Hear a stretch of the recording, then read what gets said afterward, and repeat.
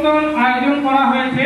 এর সঙ্গে সঙ্গে সন্ধ্যাবেলায় একটা সাংস্কৃতিক অনুষ্ঠানের আয়োজন করা হয়েছে।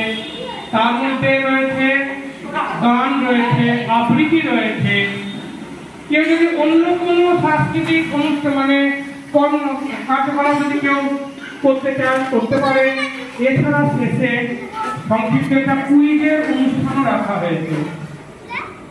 তা আমরা সবাইকে বলছি, সবাই আবাসনের নিচে চলে আসুক, গ্রাউন্ডে। এক্ষুনি অনুষ্ঠান শুরু হবে, সাংস্কৃতিক অনুষ্ঠানটা। সবাইকে নিচে আসার জন্য অনুরোধ করা হচ্ছে।